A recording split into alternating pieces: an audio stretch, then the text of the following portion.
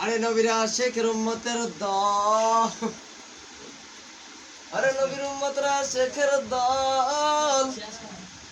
দেখো তোমার মতো কত যুবক 5 ওয়াক্ত নামাজ পড়ে, দেখো তোমার মতো কত পুলিশ অফিসার 5 ওয়াক্ত নামাজ পড়ে, দেখো তোমার মতো কত গার্মেন্টস শ্রমিক হিসেবে কাজ করে, তাও দেখো 5 ওয়াক্ত নামাজ পড়ে, 1 ওয়াক্ত নামাজ ছাড়ে না, নবীর সুন্নাত পালন করে। তার পকেটে মেসওয়াক থাকে, তার পকেটে টিস্যু থাকে।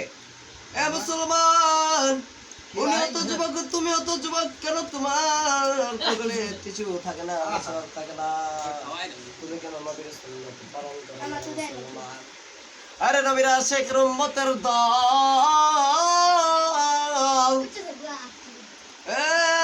গাজীপুরের মুসলমান ভাই, দিল দিয়ে মন দিয়ে কান দিয়ে শুনে রাখো, কিয়ামতের দিন কোন সর্বপ্রথম নামাজের হিসাব হইবে। আউয়ালু মা ইউহাসাবু বিহিল আবদু ইয়াউমাল কিয়ামাতিস সালাহ। কিয়ামতের দিন সর্বপ্রথম বান্দা বান্দীদের নামাজের হিসাব হইবে। আমরা তো নামাজ পড়ি না, রোজা শুরু হইলে রোজা রাখি না।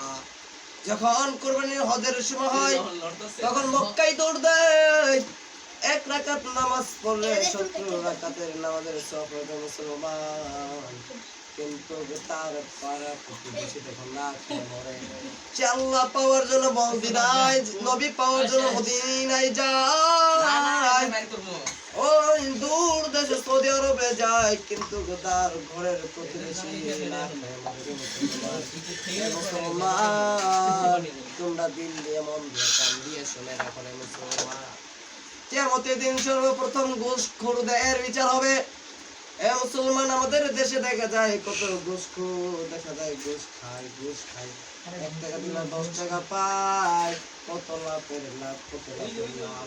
আমাদের গ্রামে দেখতাম, আমাদের গ্রামে একটা লোক ছিল, আমি যখন মাদ্রাসাতে ছুটির বাসায় যাইতাম তখন দেখতাম লোকটা ঘর ভাঙা, সে 1 বেলা খালি 2 বেলা খাওন জুড়াতে পারে না।